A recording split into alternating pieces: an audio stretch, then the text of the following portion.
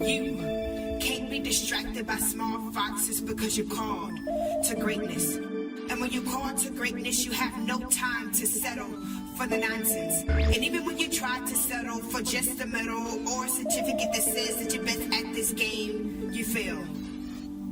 Everybody considers you to be bad at it, and you end up smacking your head in shame because whoever thought that a person like me would be caught in the middle of shame?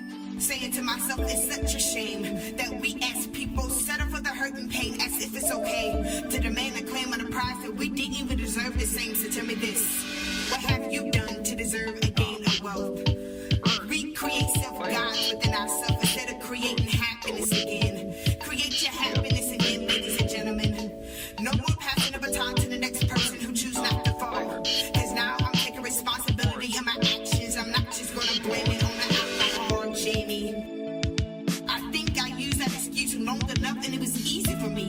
Sex with another man and painting a pretty picture in my head that I was happy with the results of being empty. But because you see right through me, you see that wasn't enough for me, so why did you allow that to happen to me? You allowed that to happen to me. And it happened to me so smoothly, so completely, so into me and sing. You see that?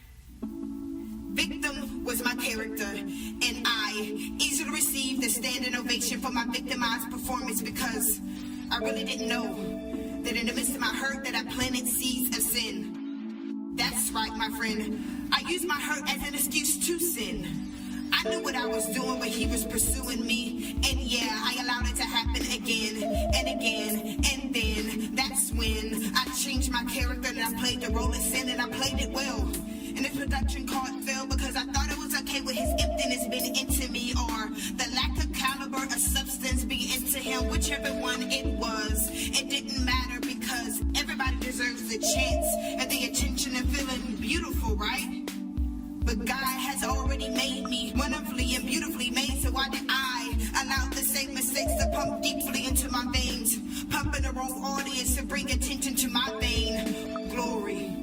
And now my sin of addiction becomes a part of me. There was no separate entity between me and my sin of addiction because me and my truth of conviction made it one. Therefore, I made it one. I allowed my sin of addiction to indirectly win the victory over me. How?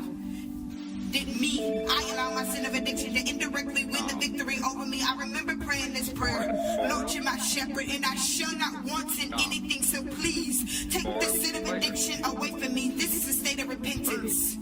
This is a state of mind-changing people. So let's change our mindsets. You never know what your future entails. You try to diminish yourself down to make yourself feel better about your guilt. No, because God has still called you. God has still called you to build up the ark again, Noah. So embark on your new start again, Jonah. Your dream of giving birth can still come alive, Sarah, if you only believe. You can be set free from the bondage of defeat and trust and believe. You no longer have to be distracted by small foxes because you are called to greatness. And when you're called to greatness, you have no time to settle for the nonsense. And even when you try to settle for just a medal or a certificate that says that you're best at this game, Jesus came to redeem your shame. And in him, you're made complete.